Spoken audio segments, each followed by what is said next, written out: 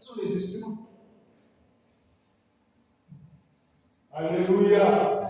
Moi, j'appelle les augmentations de salaire sur tous ceux qui travaillent au nom de Jésus. Amen.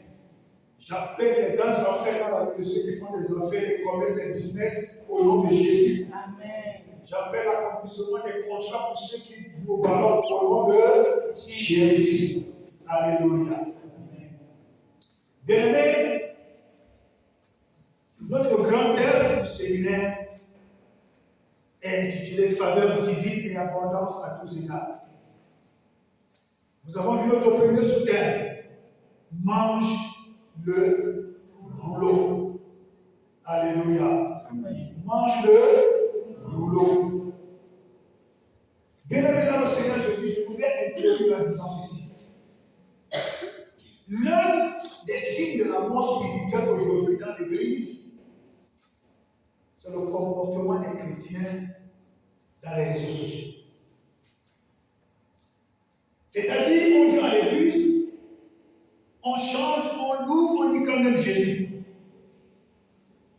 Mais quand tu vois le comportement des chrétiens, même des hommes de Dieu dans les réseaux sociaux, ça te fait commencer à réfléchir. Aujourd'hui, un chrétien ne peut plus suivre un message de 15 minutes, de 20 minutes, de 30 minutes. Dès qu'il tombe sur un message, une prédication, il met ce nom j'aime et il passe. Il met j'aime et il passe. Il met j'aime et il passe. Mais quand il faut écouter les inutilités, il peut faire 1 heure, 2 heures, toute une journée à écouter les inutilités. C'est qui attire l'attention pour que j'en parle ce matin. C'est passé. Le général Bassero a lancé une pétition hier, comme quoi il voulait que les Camerounais signent pour demander la démission du ministre de la Justice. Hier soir, il dit qu'il veut 2 millions de signatures. Ce matin, il a dit hier, ce matin, ça a dépassé 2 millions de signatures. Et les signatures ne font qu'augmenter. La pétition. Il a fait hier. Seulement aujourd'hui, jusqu'aujourd'hui, c'est déjà plus de 2 millions de personnes qui ont signé. Ça veut dire qu'une des armes efficaces à l'évangélisation, que ce soit l'évangélisation du Seigneur et l'évangélisation du monde, c'est dans les réseaux sociaux aujourd'hui. Les réseaux sociaux parlent. Les réseaux sociaux influencent. Les réseaux sociaux impactent les vies des gens. Mais si nous n'impactons pas les réseaux sociaux avec l'évangile, mais ce sont les réseaux sociaux qui vont nous assujettir.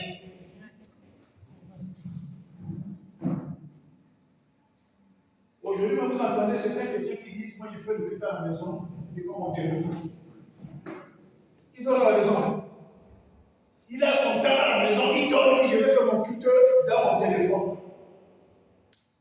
Ça veut dire que les réseaux sociaux ont un impact puissant.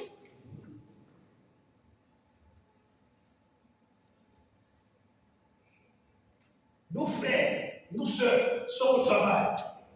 Quand le culte finit, il y a des messages que nous enregistrons pour eux. Et alors, la question que je me pose, c'est que est-ce qu'ils s'écoutent? Est-ce qu'ils n'écoutent pas? Qu'est-ce qu'ils en font? Nous sommes dans un monde extrêmement sévère. Comme quelqu'un disait, nous sommes en train de vivre les temps de la femme. Dieu a fait son ministère, il a créé. Jésus a fait son ministère, il a sauvé. Le Saint-Esprit fait son ministère, il prépare l'Église à l'avènement. Et nous sommes en train de vivre tous les signes de l'état de la femme, les tremblements de terre, les guerres partout, la cruauté, la méchanceté. 2 Timothée 3 est en train de s'accomplir. Ce sont les signes des temps de la femme.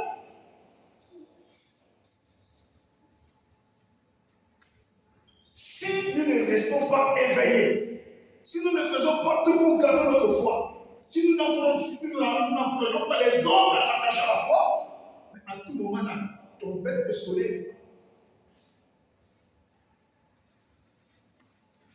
À tout moment, la trompette peut sonner. À tout moment, la trompette peut sonner. Tous les signes des temps de la fin sont déjà accomplis.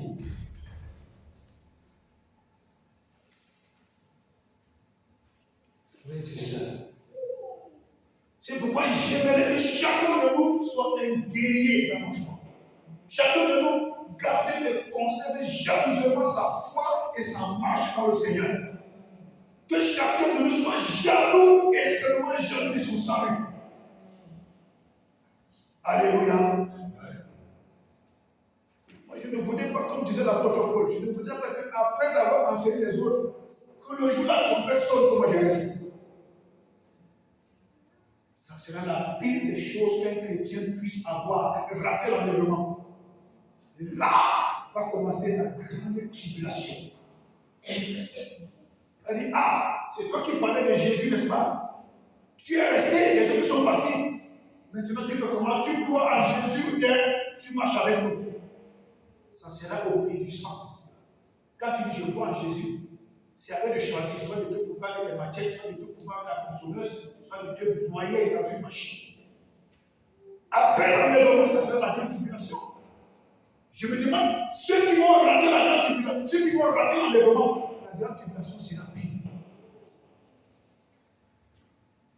Pire. Quand tu dis tout Matthieu 24, tu n'as pas envie de jouer avec ta foi. Quand tu me dis tout Matthieu 24, tu as peur de jouer avec ta foi.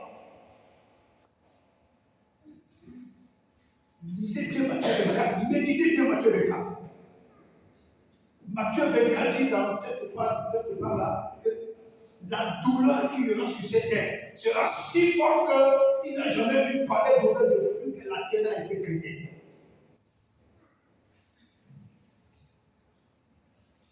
Alléluia. Amen. C'est pourquoi moi, dans ma marche de Dieu, il y a 2 versets bibliques qui m'ont défini. 2 versets bibliques qui ont fait ma force. 2 versets bibliques qui m'ont, c'est-à-dire qui m'ont rendu rebelle dans la foi.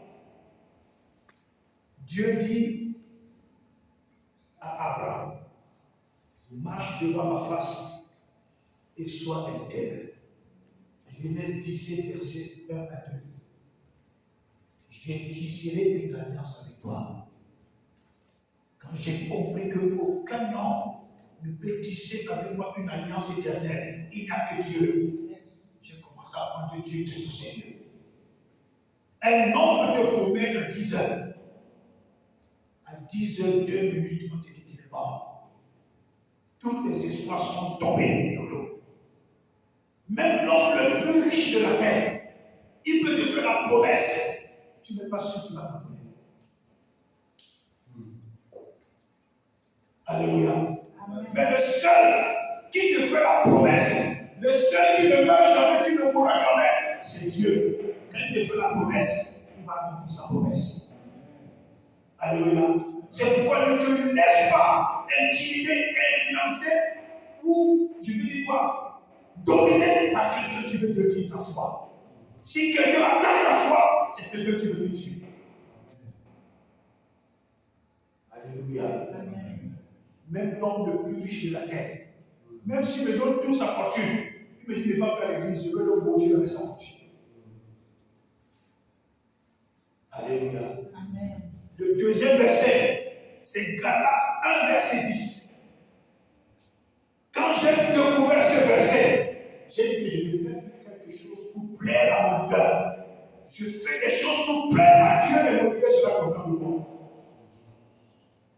Parce que si je fais pour plaire au leader, je vais tout faire, même les choses fausses, je vais tout faire pour qu'il soit content. En ce moment, Dieu est content.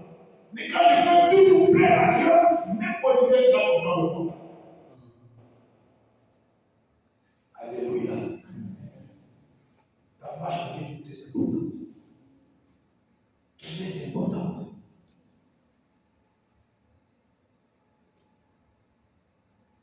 Lis ta Bible. Écoute la parole de Dieu. Écoute les messages. Moi, j'écoute encore les messages dans Facebook. Mais je n'écoute pas n'importe qui. J'ai des personnes que moi j'écoute. Écoute les messages. Partage. Moi, je partage. Je partage. Partage. Quelqu'un qui te connaît, ça peut le bénir. Alléluia. Tu vois, un chrétien, il peut te faire. C'est-à-dire, il ne passe même plus. Dès qu'il voit un message, ah, ça c'est le message de comment il ceci. Mais je passe. Mais quand c'est des choses où on parlait de jupons, on parlait de soulèvement des pieds, on parlait comment dormir, on parlait comment il faut faire des bisous, tu passes toute la journée, 24 heures sur 24, sur des bêtises qui n'édifient pas ta foi, qui ne nourrissent pas ta foi, qui ne transforment pas ta vie. Il faut être jamais sur ça. Alléluia. Amen. Bien-aimé dans le Seigneur Jésus. Quelqu'un va nous dire, ah, j'allais oublier. J'allais oublier. Or, il y a quelqu'un que j'aime beaucoup. Il y a une dame, une femme, quelqu'un que j'aime beaucoup, qui a 1 an de plus aujourd'hui. Ah, mon Dieu, je profite du fait que je sois sur l'autel de Dieu pour lui dire Happy Birthday. C'est ma chérie Coco. C'est ma femme. Amen. Maman Hermine. Alléluia. Ah, elle est mignonne. Vraiment, je t'envoie un happy birthday plein de chaleur. Un happy birthday plein de tendresse. Un happy birthday plein de bonheur. Un happy birthday plein de bénédiction. Que Dieu bénisse abondamment ta vie. Amen. Au nom de Jésus. Amen. Amen. Amen. Amen. Alléluia. Quelqu'un peut nous lire Ésaïe 61, verset 1 à 11. Nous entrons dans le message. Ésaïe 61, verset 1 à 11. Ésaïe 61, verset 1 au verset 11.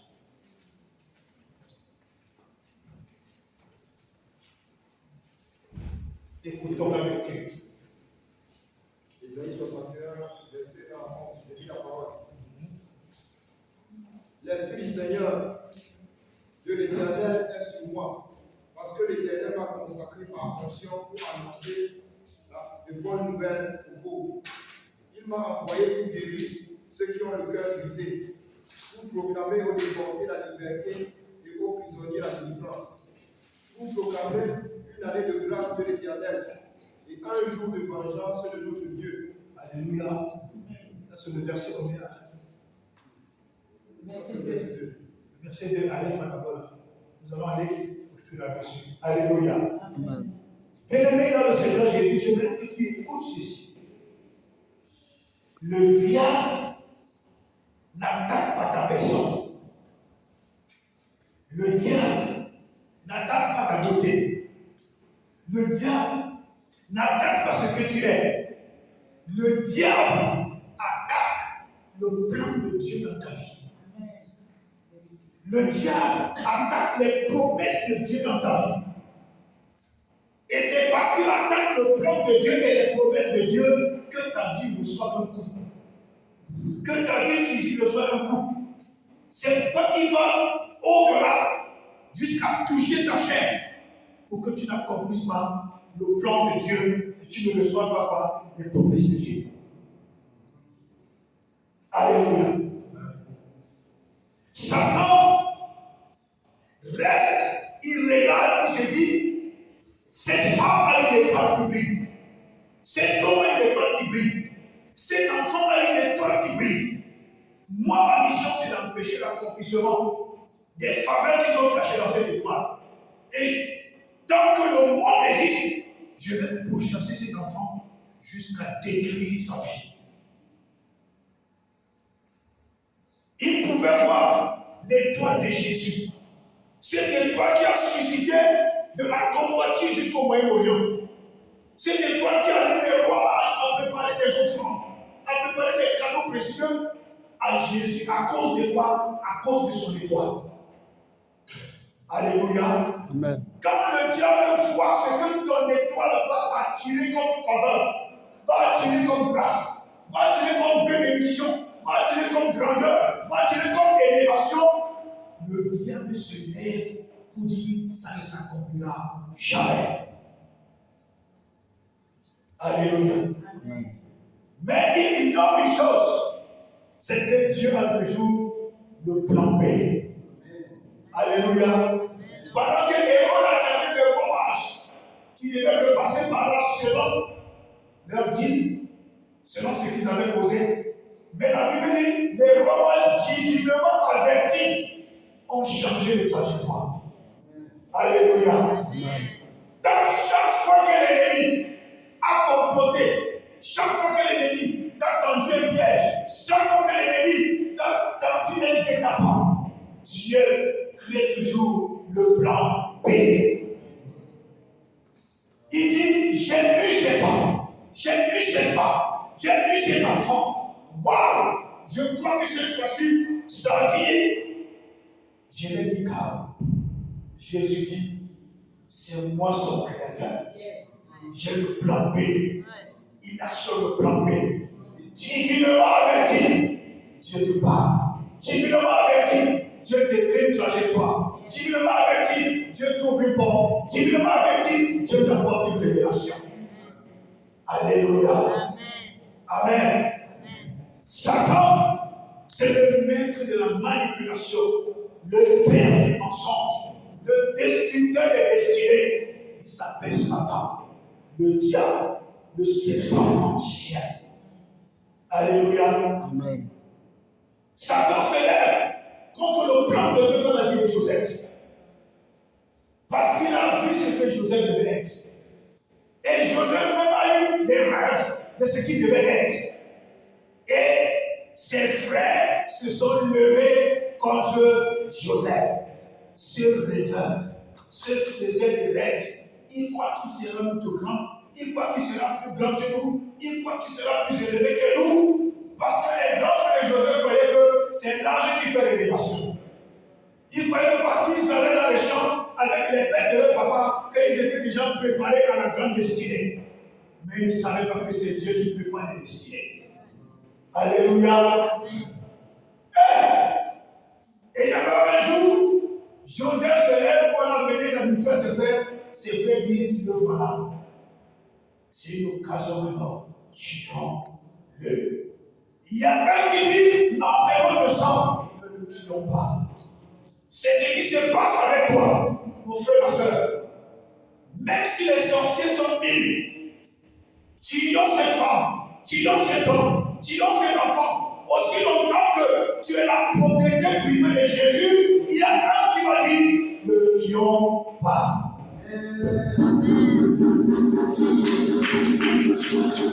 Alléluia. Il y a un sorcier parmi les 1000, parmi les 100 qui va dire, ne le tuons pas. Cet homme est précieux, cette femme est précieuse. Ne nous en tirons pas les ennuis. Si nous touchons à cet homme, nous touchons à cette femme, nous touchons à cet enfant, regarde, il peut nous arriver des pires malheurs. Ne le tuons pas. Alléluia. Parfois, vous voyez les sorciers sortir de leur réunion, d'autres sont mécontents, d'autres sont fâchés, d'autres bourrent, mais celui qui ne le tuons pas, il dit, ah, Seigneur, je crois que je vais demander service à quelqu'un. Cet enfant, il vivra. Il pense qu'il a fait de lui-même, mais c'est parce que le Seigneur l'a utilisé en ce moment. Alléluia. Le Seigneur crée toujours un plan B. Le Seigneur crée toujours une fissure. Le Seigneur ouvre toujours une porte pour que tu t'en sortes. Alléluia. Et Joseph est devenu ce qu'il devait devenir. Parce qu'on ne tue pas le rêve de Dieu. On ne tue pas la vision de Dieu. On ne tue pas la mission de Dieu. On ne tue pas la destinée de Dieu. On ne tue pas l'élévation de Dieu. Aussi longtemps que tu arrêtes Jésus, même par la main, corps à corps, tu n'échoueras jamais. Alléluia. C'est pourquoi, en ce temps que nous vivons, les temps de la fin, le chrétien qui joue avec sa foi, qui joue avec toute sa destinée. Les années il y a 10 ans, il y a 20 ans en arrière, ce n'est pas comme les années d'aujourd'hui. Les années d'aujourd'hui, tu joues avec la vie spirituelle. tu joues avec ta destinée. Tu joues avec ta marche en Christ, tu joues avec ta destinée. Tu joues avec ta foi, tu joues avec ta destinée. Tu évites d'être dans la présence de Dieu, tu joues avec ta destinée. Alléluia. Je me rappelle un jour à l'église, au Cameroun, il y a une sœur en Christ, c'était lors d'une réunion, elle était vraiment fâchée. Donc elle a dit, si tu continues comme ça, nous on va dire à l'apôtre, et puis l'apôtre va te chasser de l'église. La sœur s'est levée, elle a dit, même si c'est l'apôtre qui me dit de sortir, je ne sortirai jamais. Alléluia. Même si c'est l'apôtre qui me dit sors, je ne sortirai jamais. Je vais entrer. Il me met dehors, j'entre. Il me met dehors, j'entre. S'il me met dehors, c'est mon cadavre qui va mettre dehors. Alléluia. Amen. La promesse de Dieu. Satan se lève contre les gens. À cause de quoi? À cause de la promesse. Quand Satan vient voir, se retrouve dans le conseil de Dieu, qu'est-ce qu'il dit? Il dit à Dieu, mais Jean est content. Jean est joyeux, Jean est épanoui, parce que tu l'as béni. C'est pourquoi il te sert d'une manière désintéressée. Il dit quoi? Parce que tu l'as béni. Donc, attaque la promesse là, tu vas voir Dieu dans tes outils. Et c'est ce que le diable fait. Il attaque la promesse de Dieu dans ta vie, parce que le diable connaît des choses que nous-mêmes ne connaissons pas. Je vais voir ce que tu vas devenir. La promesse de Dieu dans ta vie, c'est que tu sois une grande femme. La promesse de Dieu dans ta vie, c'est que tu sois un grand homme. La promesse de Dieu dans ta vie, c'est que tu sortes de ta famille de la pauvreté. La promesse de Dieu dans ta vie, c'est que tu deviens une grande prédicatrice. La promesse de Dieu dans ta vie, c'est que tu sois une grande chanteuse du gospel. La promesse de Dieu dans ta vie, c'est que tu touches des milliards. Satan dit, ça n'arrivera jamais.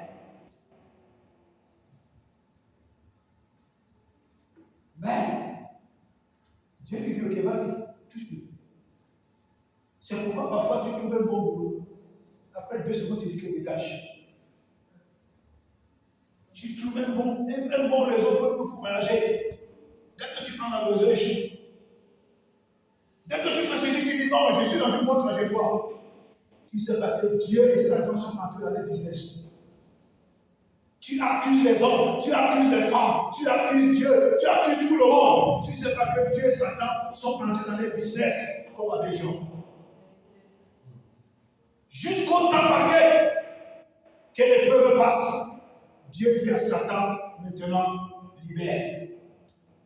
Quand Satan libère, Dieu t'envoie quelque chose de plus meilleur. Alléluia. Satan, il sait qui nous sommes. Il sait ce que nous valons. Il sait qui tu es. Il sait le genre de Dieu dans lequel tu m'as habité d'ici quelques mois, d'ici quelques années. Il me connaît. Il attaque la promesse de Dieu dans ta vie. Il dit, je ferai ce que tu vas être. Alléluia. Dieu attaque la promesse. Satan, pardon, attaque la promesse de Dieu dans la vie d'Abraham. Dieu dit à Abraham, Abraham avait 75 ans, je vais te donner un fils. Avec Sarah, Abraham attend, 75 ans, 80, 85, 90, 95, 99, c'est à 100 ans que Dieu vient de donner Isaac. Mais avant ça, Abraham a commencé à réfléchir. Dieu, depuis l'âge de 75 ans, tu m'as promis l'enfant. Il est où? Abraham commence à réfléchir. Ok, comme Dieu tarde, c'est Eliezer de Damas qui sera mon héritier. Il n'y a pas de problème. Tu veux prendre mon serviteur comme mon héritier? Dieu lui dit, ce n'est pas ton serviteur. C'est un enfant qui sortira de tes entrailles avec Sarah. Il attend, ça ne vient pas. Dès que Sarah lui dit, papa, quand un peu Agar, tu t'étapes dedans. Regarde la Belgique. C'est tellement lui-même calculé Agar. Lui-même guettait Agar. Lui-même calculait Agar. Il a calculé le domestique qui est belle comme ça. Là. Si ma femme me dit ce mot, vas-y, je ne peux pas garder. Dès que sa femme me dit va avec Agar, il tombe sur Agar. il se dit que c'est l'enfant de la promesse qui va sortir au travers de Hagar. Quand Ismaël naît, Dieu dit que c'est pas lui. Le fils de la promesse va naître. Donc ce n'est pas Ismaël. J'ai Jésus de raccourci. C'est après que Isaac a 100 ans que Isaac arrive. Alléluia. Ne désespère jamais quand la promesse de Dieu est dans ta vie. Ne désespère jamais quand la promesse de Dieu est dans ta vie. Ne te décourage jamais quand la promesse de Dieu est dans ta vie. Ne perds jamais espoir quand la promesse de Dieu est dans ta vie. Alléluia. Tu pourras te fâcher, tu pourras bouder, tu pourras te poser des questions, tu pourras tout dire. Mais tant que tu es vivant et que tu es accroché, attaché à Christ, la promesse de Dieu s'accomplira. Alléluia. Que les circonstances de la vie ne te fassent pas croire que tu n'es pas quelqu'un.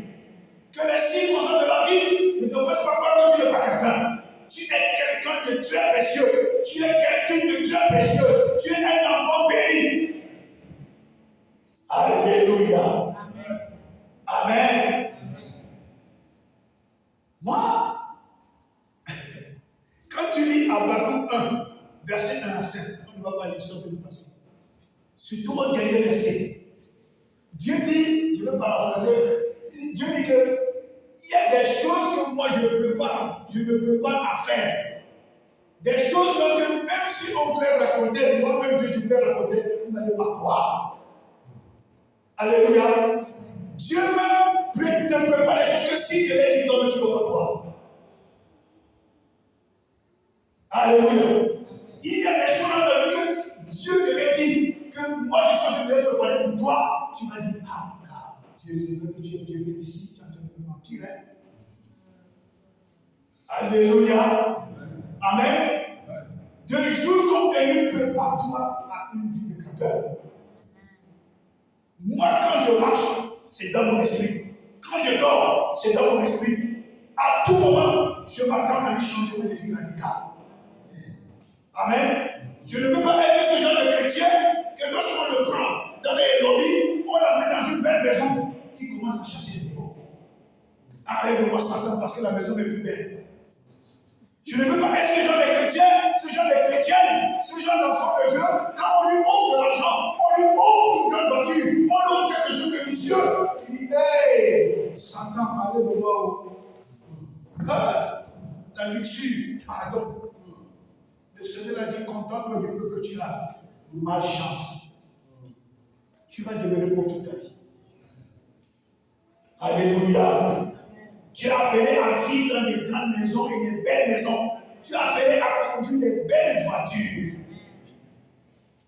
Tu es appelé à vivre dans des milieux impressionnants.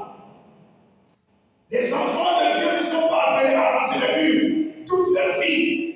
Au Cameroun, ils rasent les murs. En Afrique, ils rasent les murs. En Europe, ils rasent les murs. En Chine, ils rasent les murs. Aux États-Unis, ils rasent les murs. Les enfants de Dieu rasent les murs partout. Comme si le Dieu que nous servons était un Dieu de pauvreté. C'est un de mes conseillers spirituels, un de mes mentors spirituels. Le révérend Rémi qui m'a dit un jour, fiston, celui qui possède la Bible possède le monde entier. Si avec ta bouche, tu peux bénir quelqu'un, la personne qui est riche. Avec ta propre bouche, tu peux transformer ta vie. Avec ta propre bouche, tu peux faire des choses extraordinaires à l'accomplissement. Rien n'est impossible à Dieu. Alléluia. Quand demain, tu seras en train de rouler dans une grande voiture, demain, tu vas vivre dans une belle maison où les fenêtres et les poignées seront en or.